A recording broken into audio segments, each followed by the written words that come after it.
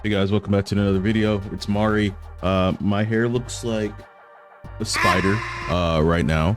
I didn't do anything. I laid down, went to bed right last night, and I just got up. No like wetting my hair to make sure my twists sit down or nothing. Just like straight. Yeah. Anyways, yeah, we're getting into it today. Today we're reading more Reddit. Am I the cheat grabber? Yeah, I've been doing a lot of Reddit stuff. I've been dabbling on Reddit actually. I think this is where I'm gonna get some of my headlines for I Want News. A lot of juicy YouTube drama in there. So, but today we're not doing that. Today we're gonna be reading about other people's problems. So yeah, we're gonna be reading about other people's problems today. So yeah, if you guys do enjoy the content, do enjoy my videos, make sure to like and subscribe. I do appreciate it. Thank you for coming in as usual, y'all. I'll catch you guys in the video. Make sure your toes are tucked in. Dude, this one is freaking hilarious. This is so funny. Am I the jerk? YouTube, don't. Okay. Am I the butthole? Am I the, what should I say, guys? What's something funny? Gotta make it something. We gotta make it something funny. Problem. I think problem would be funny. Am I the problem? I made my daughter 11 cry during D&D, even though everything turned out okay. My wife is still mad. I think you're fine.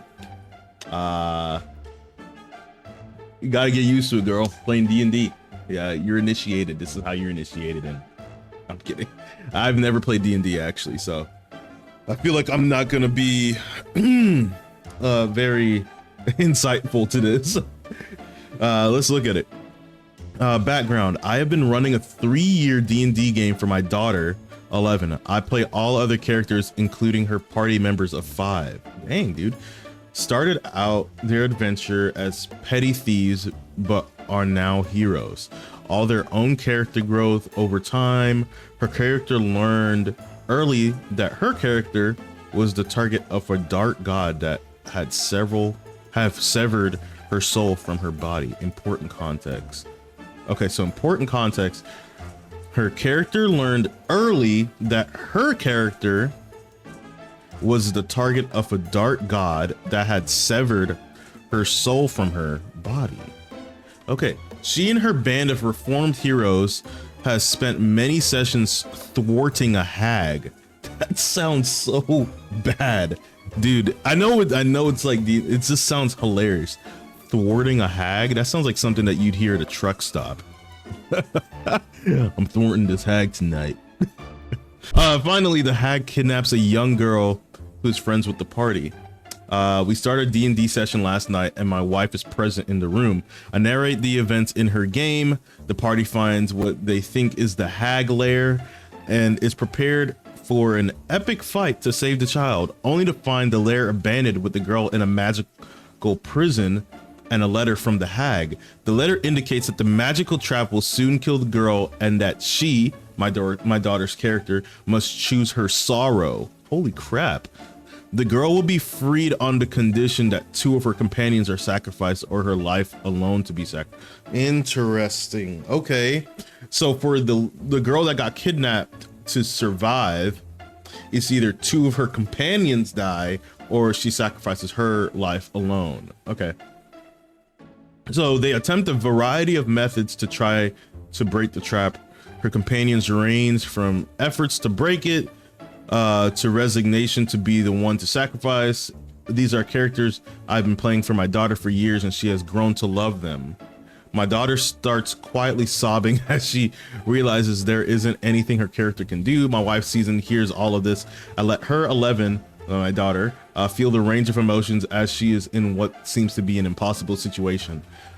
I tell her that while she does have companions that said they were willing, she could decide that this is where her character stories ends in a heroic sacrifice. She starts sobbing. This would mean a permanent end to a 3-year story. I ask her if she wants to take a break to think. She nods and goes to her room. My wife, then clearly upset, tells me that I should not have done this and to present her with a solution that doesn't have consequences. I didn't want to cheapen the gravity of the story I go to my daughter's room and ask how she is. Tearfully, she says she knows what she will do. We start the game again, and she announces in character that she couldn't live with herself if she let her friends die, and touches the hag device that will kill her. Whoa! Whoa! I changed the music to an ethereal soundtrack and narrate her seeing herself as if outside her body, and the sacrifice she was willing to make restores her shattered soul with such a magnitude and force that it breaks the hag's trap, and that her character felt an overwhelming sense of wholeness as her soul heals with this act of sacrifice. I see my daughter's visible shock, relief, and then joy as I narrate the captured girl released and her own life and soul intact, having broke the hag's magic. She jumps from her chair and hugs me, sobbing, "I'm crying too. I'm not sure my wife has forgiven me though. She's really mad I put her daughter through." Nah, bro, that's how it is. You know how many video games that I've like been sad and cried at because of people died? Bro, Gears of War, bro, when Dom died, sad. When Ben died in Gears 2, sad, bro. Sad. Bro, what the heck? No, that's how you supposed, dude, that's good storytelling, bro. You're not. No, you are not. You are not, bro. You literally are not, dog. Nah, dude, you're not. That's how it sometimes goes, man. Bro, I know y'all have played video games where you have experienced that. Like where you've experienced like, man, I get really close to this character, they die, and you're like, you know what I mean? Like some people cried during The Last of Us. A lot of people cried during The Last of Us, bro. Come on, man. No, you're not. You are not. Let's see what some of these people saying. Top one, my biggest issue is I wouldn't set a trap for my players that there wasn't a way to beat, especially if it ended in a PC death, player character death, even a fake out one. I won't call you the arsehole, but if he was a little edgy, no, I don't think he is, bro. But I guess I don't play D&D, so I don't understand. I guess like if there's, so yeah, I'm not 11 and I'd be pissed if my DM put the party in an unwinnable / livable situation like that without at least vaguely okaying it beforehand. Okay, dude, just RPG horror storied his own daughter. I guess she seemed happy in the end, but I feel like it would be breaking etiquette of adult D&D. You shouldn't do that to a kid. Okay, I didn't. Oh my god, so many people are saying this. Even if this wasn't about an 11-year-old, this is the worst kind of DMing because you're forcing a tone that you want rather than what your players want. If as a DM you see your players are genuinely upset, the smart thing to do is change tack to keep the game going. Your daughter was getting distressed and you were forcing a cruel decision onto her shoulders that she clearly wasn't ready to deal. You need to apologize to her and give her some thought as to why you couldn't change the direction so that she would continue to enjoy the game. From her perspective, you betrayed the social contract that your game was built on. Oh my god, so many people said that he is. Oh my lord, I guess maybe I am too. What? Whatever, bruh. I don't play D&D, so I don't know, bro. Am I the cheat grabber for telling my best friend I understood why his fiance is so disappointed that he proposed to her at the gym? Why would he do that? Why would you do that? I know, girl, I just came off of this 285 bench and I just have to propose. Bro, that's insane. That's freaking insane. Proposing at the gym is crazy. I mean, if you love them, right? I mean, if you love them, sure, but that's just weird. This is such like a, especially as like a avid gym goer, it's like an everyday scenario. Could you imagine just like me proposing? Hey, like that's insane to me. I 27 female was excited when my best friend 27 male told me he had proposed to his girlfriend 29 female. He said he had the proposal on video.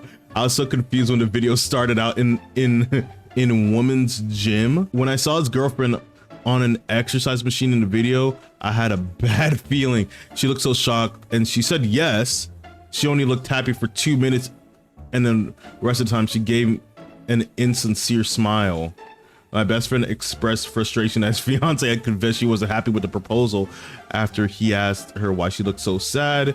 He was venting to me and asked how I feel if a guy proposed to me while I was at the gym. I guess he was really expecting me to agree with him, but I said I would hate it. I said I don't want to be proposed to when I'm sweaty and stinky at the gym. I basically explained to him that I understood why she was disappointed. My best friend called me a shallow and bad friend. No, bro, you're not. No, dude. No, dude, you're not. You need to tell your friend to start listening to women more. Bro, he needs to listen to women more. That's insane. That's mad. That's crazy. That's insane, bro. It's insane. It's crazy. Gym, like, again, for somebody who goes to the gym as an everyday thing, it's almost like going to the gym is a routine, right? So this is where one, I have some sort of an issue, right?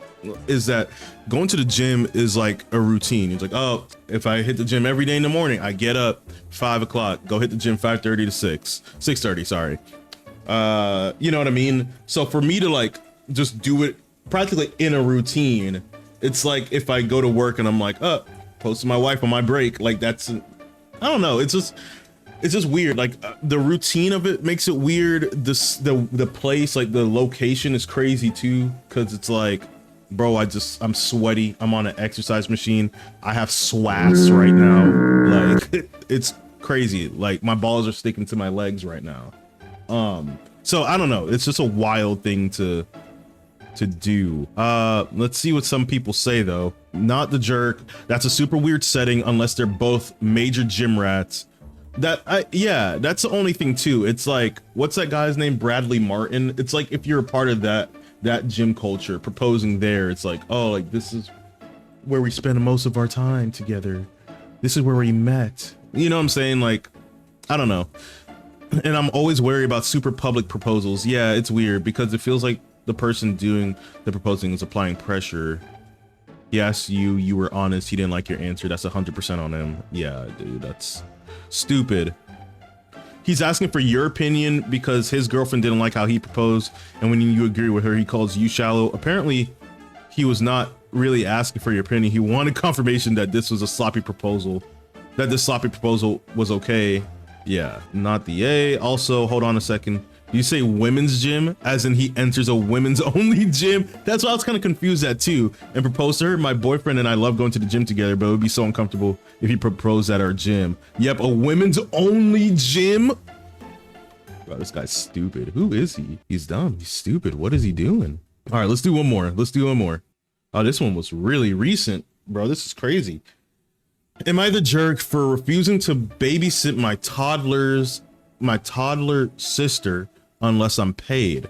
Recently, my mother, 40, has been asking me, 16, to babysit my sister, 4. I've been babysitting her whenever needed since she was born, no problem, but toddlers are a lot harder to look after in my opinion. Sometimes my mom leaves her with me for an entire first half of the day to run errands. Lately, it's been happening more frequently, and I'm starting to feel tired, not to mention I have my own schoolwork to do. Today felt like the last straw, so I looked up the average salary of a babysitter and put a note on my bedroom door. Babysitter, $20 an hour. That's freaking insane. You putting up that on your door is just kind of rude.